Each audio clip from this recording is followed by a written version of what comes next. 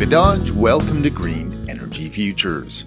Last year we visited the Blatchford Community Garden in preparation for our series on Blatchford Carbon Neutral Community. Just as our gardens are starting to produce their first bounty, we revisit our tour of the Blatchford Community Garden with coordinator and resident Kenzie Gordon. We are here in our community garden. So this is the Blatchford Neighbourhood Community Garden. And behind us is one of our cisterns, which will be collecting storm overflow water from condo buildings that don't exist yet. And then we have a bunch of our group garden beds that are kind of shared by members of the community. And then over here we have our raised beds, most of which belong to individual members of the community. So we've kind of got a mix of collective and individual gardening going here. Kenzie's among a group of raised beds, and behind her is a water cistern and the historic Blatchford Control Tower from the old airport. How the community garden works is in the spring, everyone who wants to be part of the garden kind of signs up, puts their name out there. Some folks are just gardening their own beds, like a lot of community gardens. You just sign up to have your own bed and you come and take care of it yourself. And then we have a few garden beds here that are shared by our group gardeners. So folks kind of take shifts and take turns to look after the produce in these beds. At the end of the year, everyone who helped with the group gardening gets to have some of it, and the extra goes to the food bank.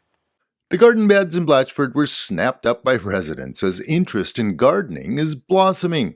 There are more than 80 community gardens in Edmonton, operated by community members or groups such as community leagues.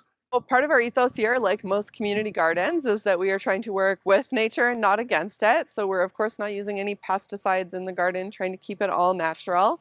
And if you follow me over to this side, I can show you our pollinator bed. So because we have so much space in our garden, we're lucky to be able to have some space to just kind of welcome pollinating insects into the garden and encourage them to be around. So it's a little bit late in the season, but this is our wildflower pollinator bed.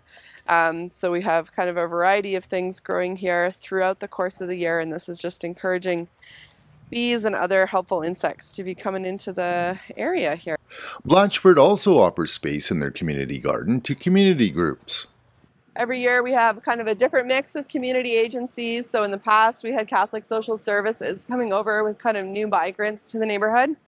So here we have a bed that belongs to the Métis Nation of Alberta. So kind of folks who work at the Métis Nation office have been working on this one. This bed, which is mostly tomatoes at this point, belongs to a Misquitchie Academy, which is a school just over on the edge of the neighborhood. So the kids in the horticulture and kind of the land stewardship classes have been working on these.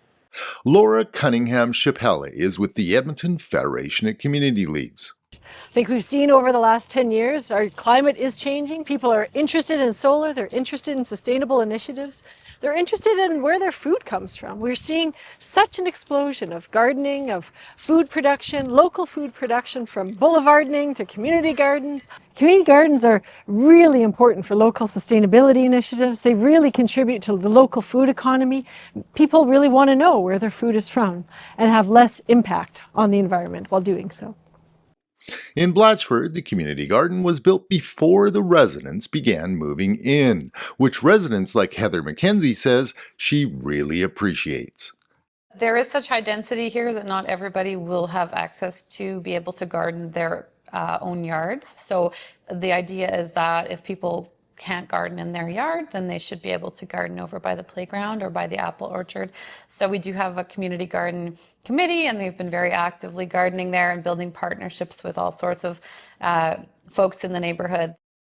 The City of Edmonton supported the establishment of community gardens through Sustainable Food Edmonton, which offered $5,000 startup grants to community groups to start gardens. But the funding for that program was cut. Shepeley says those cuts will seriously impact leagues and others wanting to start gardens, but that the FCL will continue to work with leagues one-on-one. Learn more at GreenEnergyFutures.ca. For Green Energy Futures, I'm David Dodge. So we'll go see what we have in our squash bed over here. So it looks like we have a couple that are ready to come off the vine here.